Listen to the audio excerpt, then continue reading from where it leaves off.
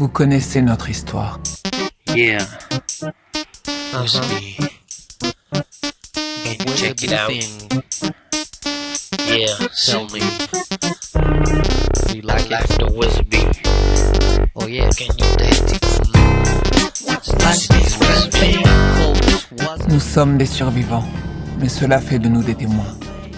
Des témoins d'un passé que les humains veulent effacer et oublier à tout jamais.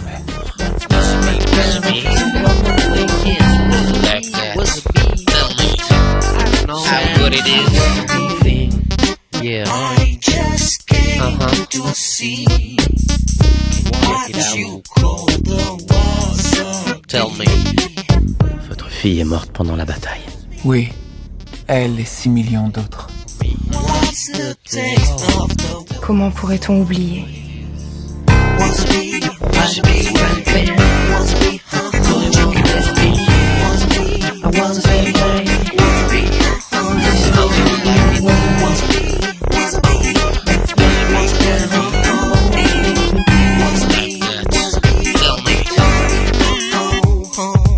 Que s'est-il passé après l'explosion?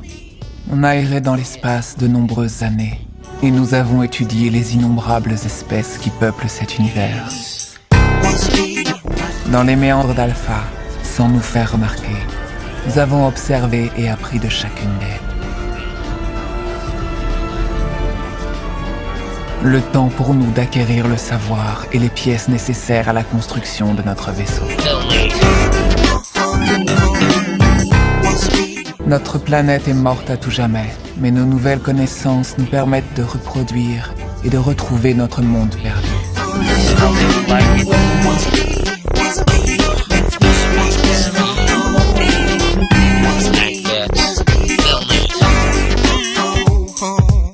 Combien de nos contemporains ignorent que des ennemis redoutables, visibles et invisibles, sont acharnés à leur perte et que ces ennemis redoutables, acharnés, obstinés, mettent tout en œuvre pour les faire tomber.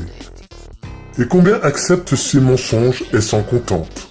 Combien de nos contemporains ignorent que les méchants, dont il est question dans les Saintes Écritures, sont non seulement les hommes pervers, marqués au fer rouge dans leur conscience, mais aussi et surtout les membres des sociétés secrètes qui composent le mystère d'Iniquity, la synagogue de Satan à l'œuvre dans le monde.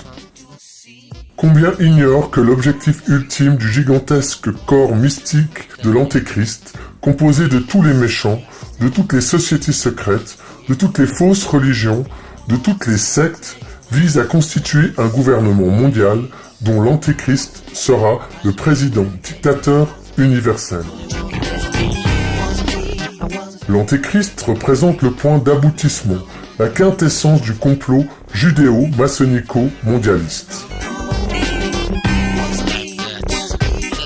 Il y a une collusion certaine entre judaïsme, maranisme, protestantisme, franc-maçonnerie, socialisme et humanisme. Ce faisceau de subversion, non seulement dirigé contre la France catholique et royale, mais aussi contre l'Église. Les infiltrations juives et maranes ont existé depuis les origines du christianisme. Saint Bernard eut à lutter contre Anaclet et réussit à chasser cet agent d'Israël. Aujourd'hui, ces agents sont légion dans l'Église. Depuis au moins la Renaissance, les infiltrations maranes ont opéré des ravages considérables.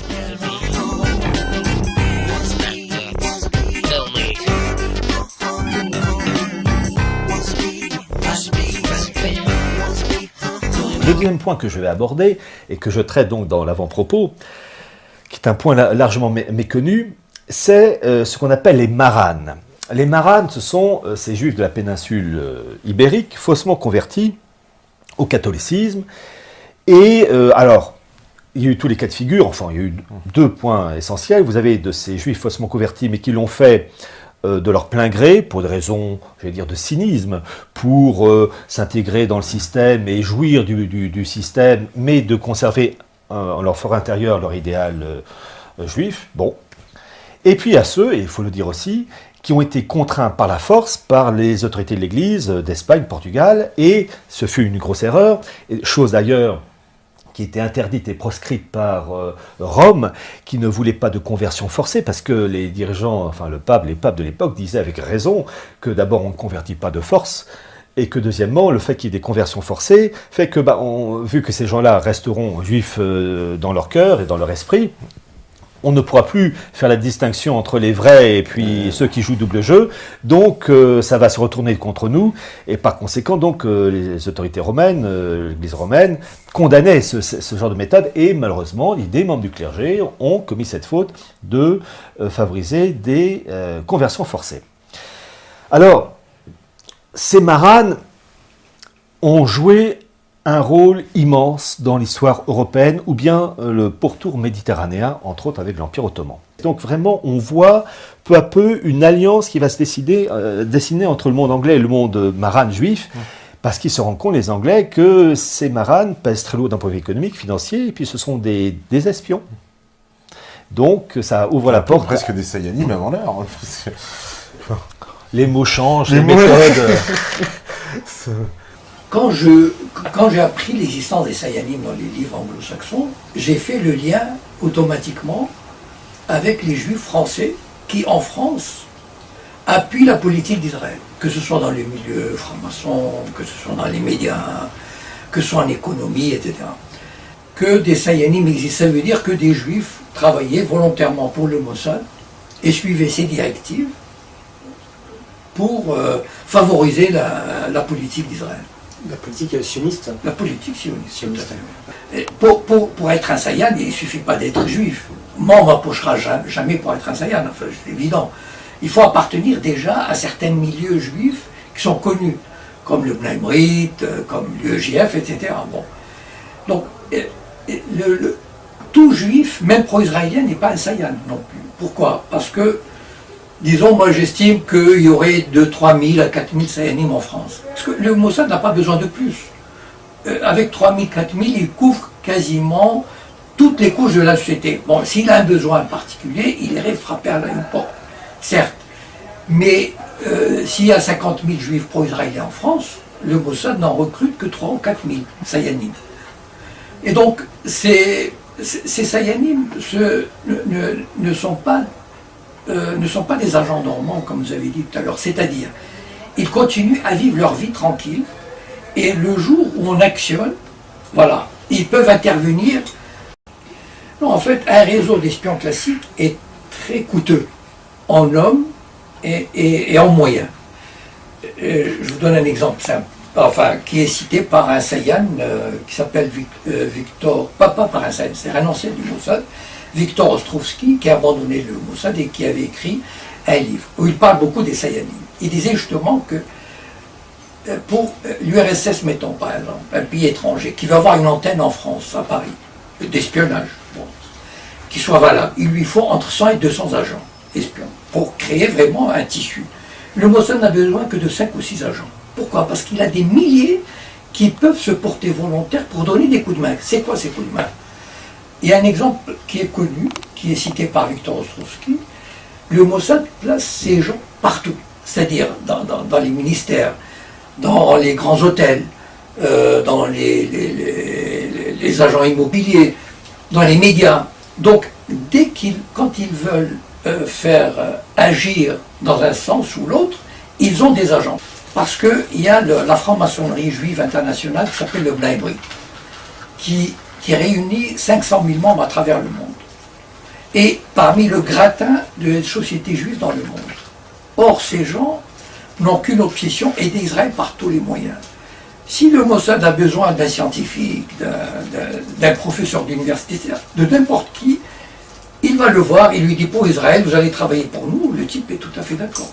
Yeah. Must be. Check it out. Yeah, tell me.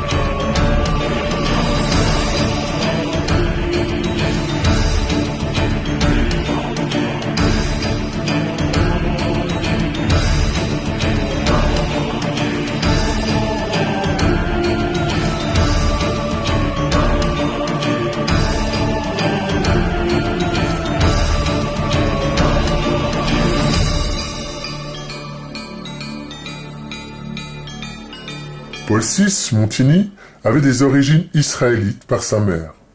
Jean-Paul II, Wojtyla, de mère israélite, était un franquiste. Benoît XVI, Ratzinger, allemand de surface, est issu d'une lignée de rabbins, depuis au moins les XVIe et XVIIe siècles. Quant à Bergoglio de Lesbos, son philo-sémitisme est universellement connu et les Israélites savent qu'ils peuvent compter sur lui en toute occasion. On peut même affirmer sans crainte d'erreur que ce sinistre personnage est un agent de la synagogue trop heureux d'abaisser l'Église au profit de ses frères aînés.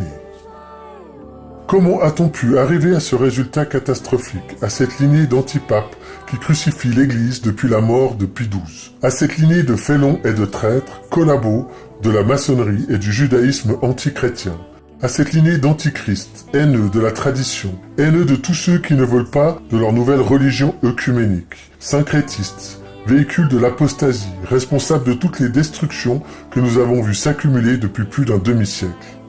Comment vous le savez ? Il n'y a pas de fumée sans feu, et en l'occurrence le feu de la destruction a été allumé par un réseau de félons infiltrés dans l'Église depuis la Révolution française et très spécialement au XIXe siècle, lorsque fut créé, sous l'égide de Félicité de Lamennais, le Parti libéral. Le réseau libéral moderniste progressiste, qui fera sien les principes dissolvants de la Révolution française, sera la partie externe d'un réseau encore plus secret, celui des infiltrés de la maçonnerie dans l'Église. Le grand fédérateur de ce réseau ennemi dans l'Église ne fut autre que le cardinal félon Rampolla. Sounds of laughter, shades of life are ringing through my open ears, inciting and inviting me. L'officier interprète d'italien, Marc Winkler, fut mis dans la confidence du réseau qui recherchait des correspondants dans un certain nombre de pays d'Europe, dont la France.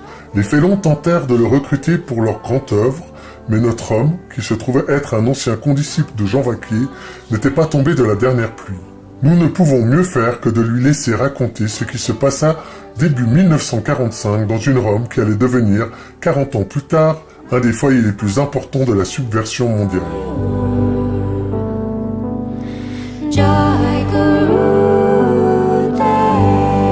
C'est bien volontiers que je réponds à votre demande. La plupart des prêtres, auxquels j'ai fait part de mon témoignage, m'ont aimablement répondu qu'ils ne me croyaient pas. Tant pis pour eux.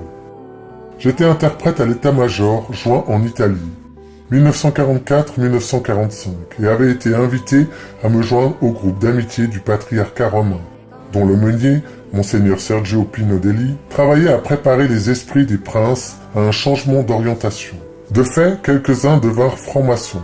Mon nom m'ayant fait passer pour juif, car plusieurs familles juives l'ont adopté pour passer inaperçu, j'ai été invité à assister à la première réunion d'après-fascistes de la haute juiverie romaine.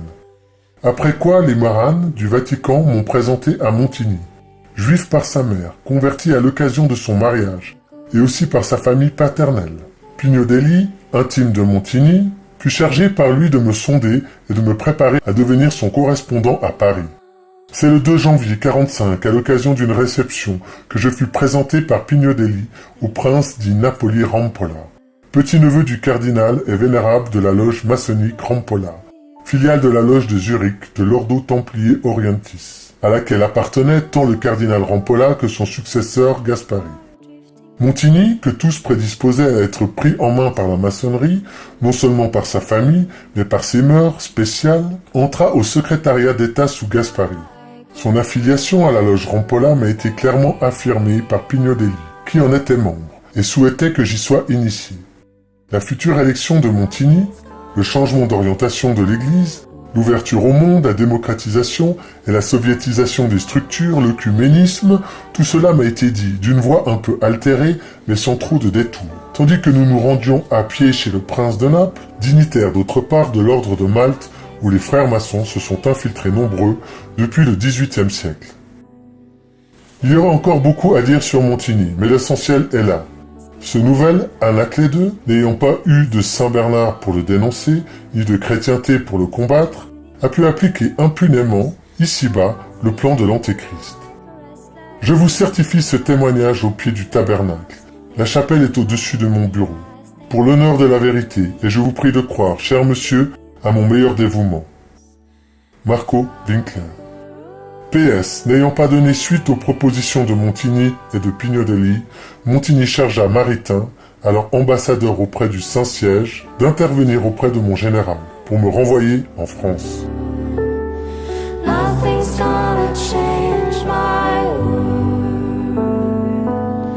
Nothing. Ainsi, dès 1945, le réseau Rampolla avait placé toutes ses espérances en deux traites progressistes qui laveraient, après la mort de Pie XII, l'affront subi en 1903 par le cardinal Félon Rampolla. After shades of life are raining. Les Félons, Roncalli et Montigny se préparaient à défigurer, à révolutionner l'Église comme jamais elle ne l'avait été dans le passé. Yeah. Whiskey. Can you check it out? Yeah, tell me. You like the Whiskey? Oh yeah, can you taste it for me? What's this recipe?